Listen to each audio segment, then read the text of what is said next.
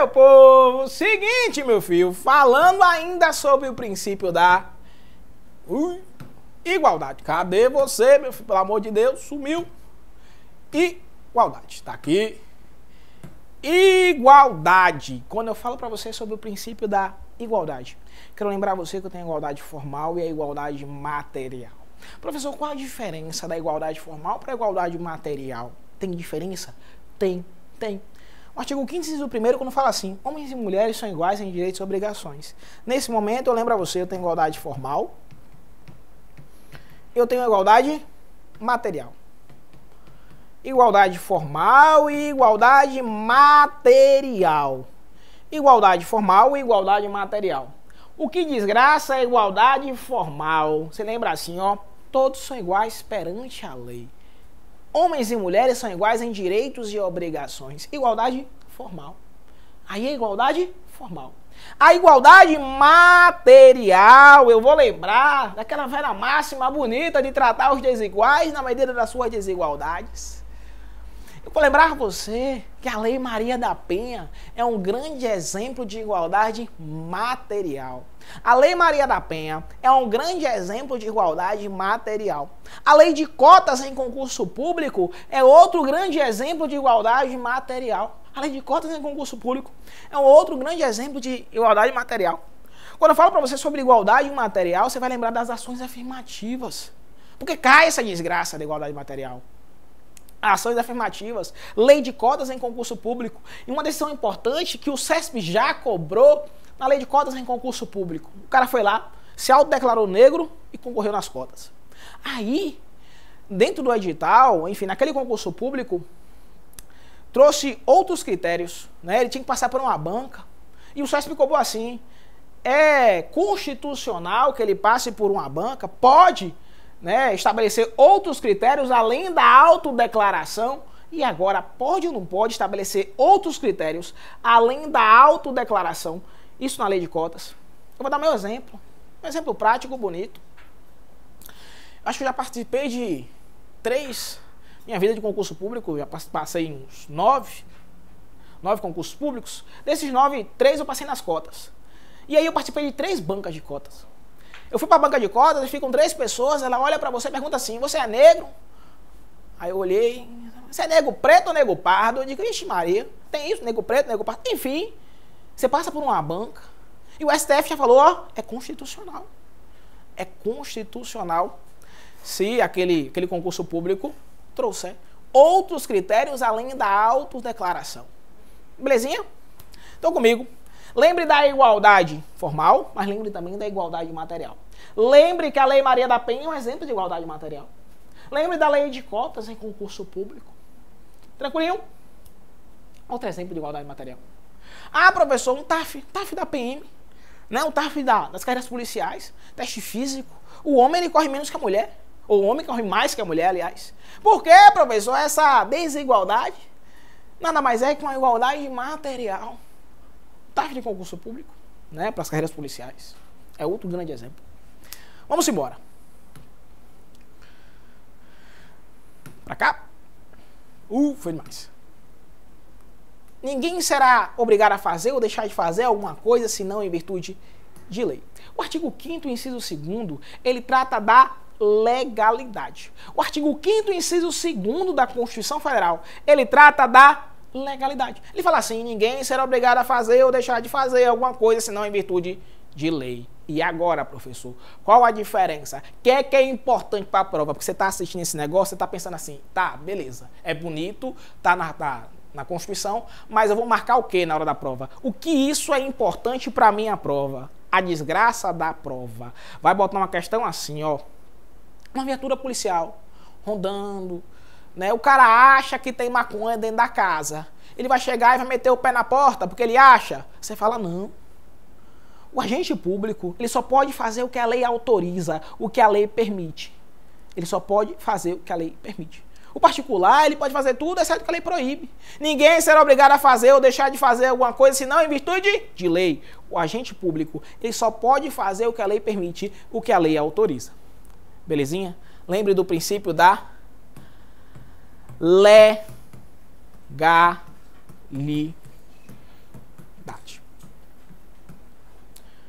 Mais. Artigo 5º, inciso 3º. Ninguém será submetido à tortura, nem a um tratamento desumano, degradante. E a tortura é bonita. A tortura é bonita não pode falar isso não. A vedação à tortura é bonita. Melhorar. A vedação à tortura é uma coisa bonita. É uma coisa bonita. Está lá na Constituição Federal, artigo 5º, inciso 3º, né? A vedação à tortura. Mas o que é que tem de mais importante nessa vedação à tortura? O que é que tem de mais importante atualmente na vedação à tortura? Quero lembrar a você sobre o uso de algemas. E isso aqui é importante. Quando eu falo para você sobre o uso de algemas, eu aviso a você que a regra hoje é não algemar. A regra hoje é não algemar. Só é lícito, só é permitido o uso de algemas em 3 casos.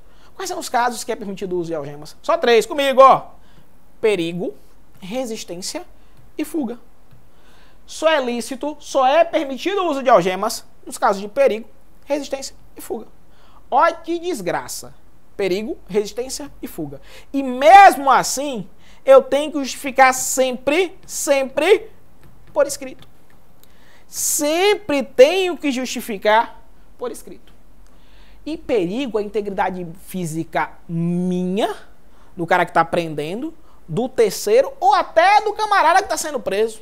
Se o camarada quiser se matar, o cara que está sendo preso, né, o autor do delito quiser se matar, eu vou deixar ele se matar? Não, eu algemo ele para ele não se matar. Está oferecendo perigo. Perigo é a integridade física dele. É lícito o uso de algemas? Eu falo, é. Súmula vinculante 11 do STF. Súmula vinculante 11 do STF. Fala bem assim, só é permitido, é lícito o uso de algemas no caso de perigo, resistência e fuga. Perigo é integridade física minha, de terceiro ou do próprio camarada, do policial, de terceiro ou até do próprio autor. Perigo é integridade física minha, de terceiro ou do próprio autor. Resistência ou fuga. Justificar por escrito. Sempre. Súmula vinculante 11 do STF. Lembre da vedação à tortura, porque essa desgraça cai, viu, meu filho? Mais um. Agora chegou num tema importante. Mais importante ainda, né? Não que o resto não é importante. Aqui eu quero falar com você sobre religião. Religião. E aí a Constituição Federal fala que é inviolável a liberdade de consciência e de crença, sendo assegurado o livre exercício dos cultos religiosos e garantida na forma da lei a proteção aos locais de culto e suas liturgias. A Constituição Federal, ela protege os locais de culto e suas liturgias. Protege? Protege. Ela protege os locais de culto e suas liturgias. Uma coisa bonita dessa proteção aos locais de culto e suas liturgias é que, apesar do Estado ser laico, não ter religião oficial, Estado laico é um Estado neutro, a nossa querida Constituição, ela protege os locais de culto. E que um grande exemplo disso, né, da proteção aos locais de culto e suas liturgias, é que eu, por exemplo, eu sou policial militar, mas uma ocorrência de perturbação do sossego envolvendo o terreiro de candomblé. E agora, você faz o quê? O vizinho está incomodado porque o outro vizinho tem um terreiro e o barulho no tambor está muito alto. Faz o quê, pelo amor de Deus? A polícia chega lá, exemplo concreto, para você entender essa desgraça. Cheguei lá, na frente do terreiro, e aí eu chamei, ninguém me atendeu. Eu entrei dentro do terreiro. Quando eu entrei dentro do terreiro, fui entrando, não deveria entrar. Eu, policial militar, chamei, ninguém me atendeu, o barulho estava muito alto. Enfim, o negócio era lá no fundo do terreiro. Eu entrei, ninguém me atendeu. Cheguei lá no final, vi uma roda, e eu parei. E fiquei ali esperando para conversar com o dono da casa. Mas por que eu fiquei parado esperando? Porque eu estava com medo de falar com alguém que não era desse mundo. No Pau da Goiaba foi isso. Eu fiquei pensando assim, pô, já a pessoa fala com alguém que não é daqui, né? Aí eu fiquei parado ali, esperando. Alguém veio falar comigo. Aí o camarada veio falar comigo. Falei, meu velho, eu sei, o seu culto religioso aí, mas o seu vizinho está incomodado com barulho. Bata devagar no tambor, pelo amor de Deus. Por que eu estou falando isso para você? Porque a nossa querida Constituição, no artigo 5º, inciso 6º, protege os locais de culto e suas liturgias. A Constituição Federal, ela protege os locais de culto e suas liturgias. Outra coisa interessante da Constituição Federal, artigo 5º, inciso 7º, onde ela assegura assistência religiosa nas entidades civis e militares de internação coletiva. Olha que coisa bonita. A Constituição Federal, ela assegura a assistência religiosa nas entidades civis e militares de internação coletiva. Civis e militares. Estou falando aqui de hospital público, hospital particular. Estou falando aqui de presídio. Assistência religiosa nas entidades civis e militares de internação coletiva. Qualquer religião. Ah, professor, o pastor pode ir no hospital? Pode. O padre pode ir no hospital? Pode. O pai de santo lá do candomblé, da Ubanda, pode ir no hospital rezar pelo amigo dele? Pode. Pode. Lembre, é assegurar assistência religiosa às entidades civis e militares de internação coletiva. Belezinha? Mais uma. Ninguém será privado de direitos por motivo de crença religiosa ou de convicção filosófica ou política, salvo se as invocar para eximir-se obrigação legal a todos imposta e recusar-se a cumprir prestação alternativa fixada em lei. Meu filho, minha filha, esse inciso, quando é misturado com direitos políticos, fica bonito. Por isso, ele está falando aqui sobre um negócio chamado escusa de consciência. Imagine só, um menino de 18 anos, foi pro quartel se alistar, né? Chegou lá no quartel e pensou assim, ó, meu velho, chegou pro coronel lá do quartel, falou, ó, a minha religião não permite que eu pegue em armas, eu não quero ficar não. Mas eu não quero ficar porque a minha religião não permite que eu pegue em armas e é um direito fundamental meu não querer ficar aqui. Está lá no artigo 5º, inciso 8º da Constituição Federal. Ninguém será privado de direitos por motivo de crença religiosa ou de convicção filosófica ou política. Ele usou aqui nesse caso, religiosa, né? Ele falou assim, ó, minha religião não permite que eu pegue em armas, eu não quero ficar aqui não. Agora o exército falou, massa, massa. Mas aí, nesse caso, você tem que cumprir a prestação alternativa fixada em lei. Se ele se recusar de cumprir a prestação alternativa fixada em lei, aí, nesse caso, ele será privado de direitos. A prova de concurso público, ela adora confundir isso aqui. Eu alegar minha religião para eu não cumprir uma obrigação legal a todos imposta, eu não vou ser privado de direitos. Eu vou ser privado no momento que eu recusar cumprir a prestação alternativa fixada em lei.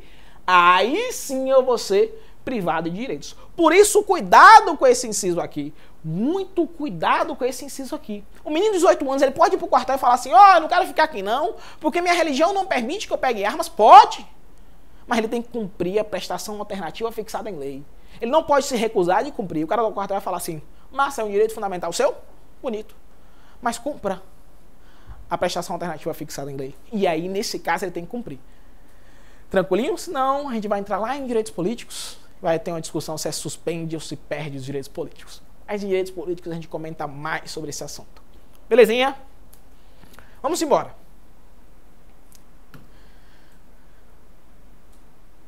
Antes de chegar aqui na inviolabilidade da intimidade, vida privada, só quero lembrar você mais alguma coisinha sobre religião. Por isso, cuidado. Lembre que o Brasil é um Estado laico, um Estado neutro. Não possui religião oficial. Lembre, crucifixos em repartições públicas. Já foi decidido, já foi comentado. Lembre, são símbolos culturais. Tranquilinho. Lembre que a palavra Deus, presente no preâmbulo da Constituição, não fere a laicidade da Constituição Federal. Religião é um tema importante, mas é um tema que cai. Por isso, grave essa desgraça. Vamos lá, artigo 5º, inciso 10 da Constituição Federal. Fala que são invioláveis a intimidade, a vida privada, a honra e a imagem das pessoas, assegurada a indenização pelo dano material, moral. Quando eu falo para você sobre o artigo 5º, inciso 10, eu pergunto, uma pessoa jurídica, uma empresa, ela pode sofrer dano moral? Já que eu estou falando sobre intimidade, vida privada, a honra e a imagem das pessoas, eu pergunto a você assim, peraí, meu filho, vem cá. Uma pessoa jurídica, uma empresa, ela pode sofrer dano moral? E agora? Pode ou não pode? Como é que é esse esquema aí? Vai ou não vai? Pode, meu filho. Pessoa jurídica pode sofrer dano moral. Pode sim sofrer dano moral. Eu lembro a você que pessoa jurídica, ela também possui direitos fundamentais. Ela não tem todos os direitos fundamentais realmente, não tem todos, mas ela tem alguns. Então, pessoa jurídica, ela pode sofrer dano moral? Pode, meu filho. Pode sofrer dano moral? Pode. Pode sofrer dano moral. Sim, pode sim sofrer dano moral. Tranquilinho nisso aí? Tá. falando ainda sobre intimidade e vida privada. Tem mais coisa, meu filho. Relacionado aos direitos de intimidade e vida privada está o sigilo bancário. Quem pode quebrar sigilo bancário? E agora, como é que funciona essa desgraça? Quebra de sigilo bancário. Quem pode quebrar o sigilo bancário? Vamos lá. Primeira pessoa que pode quebrar sigilo bancário. Anote aí, viu? Juiz pode? Pode. Falando sobre quebra de sigilo bancário. Juiz pode? Pode, juiz pode quebrar o sigilo bancário. O Ministério Público pode quebrar o sigilo bancário? Pode, só que o Ministério Público ele quebra o sigilo bancário no caso de verbas públicas. Verbas públicas. O delegado de polícia, meu filho, ele quebra o sigilo bancário? E agora? Quebra ou não quebra? Não. Delegado de polícia não quebra sigilo bancário. Tribunal de Contas. Tribunal de Contas ele quebra sigilo bancário? Você fala, não, também não. Tribunal de Contas também não. E agora, professor, quem mais pode quebrar sigilo bancário? Juiz pode, o Ministério Público no caso de verbas públicas. E agora você anota assim, ó, a CPI, a Comissão Parlamentar de Inquérito, ela também pode quebrar sigilo bancário.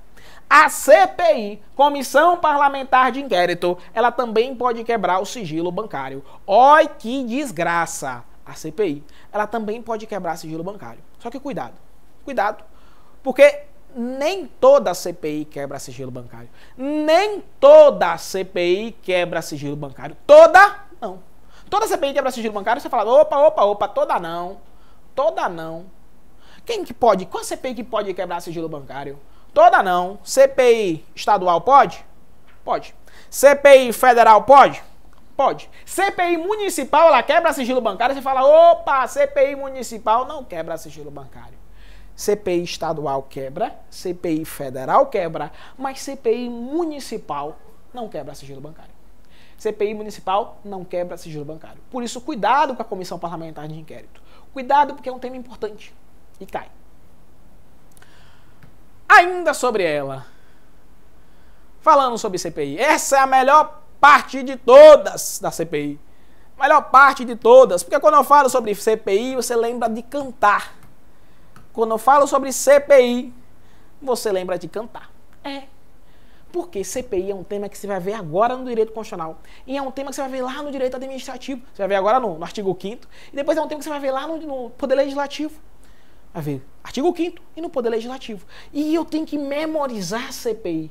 Tem que memorizar a CPI como? Cantando. Você vai lembrar lá de Leão Leonardo, da época que você tomava gaia, ou que você achava que tomava gaia, que você escutava, pensa em mim, chore por mim, liga pra mim, não liga pra ele. Você lembra assim, ó? Ela só pode prender alguém se for em flagrante, mas o sigilo bancário ela quebra no instante. Aí você canta. CPI para apurar fato certo e prazo determinado. CPI para criar tem que ter um terço de deputados ou um terço de uma casa qualquer. Continua. Se lembre que ela tem poder instrutório. Pode fazer prova como juiz. Eu sei que minha voz é feia, mas continua. Mas não pode grampear o telefone seu. Por quê? Isso é coisa de magistrado. Depois de encerrado, mandar pro MP. Grave CPI, papai. Porque cai essa desgraça. Claro, quando a gente for falar sobre o Poder Legislativo, a gente vai aprofundar mais um pouquinho sobre CPI. Vai falar sobre o fato determinado e sobre o prazo certo. E aí fica mais fácil você entender CPI. Lembre, CPI, quebra de sigilo bancário. Toda CPI? Não. Só CPI federal, estadual. CPI municipal não quebra sigilo bancário. Belezinha, meu povo? Vamos tomar um café. Daqui a pouco a gente volta.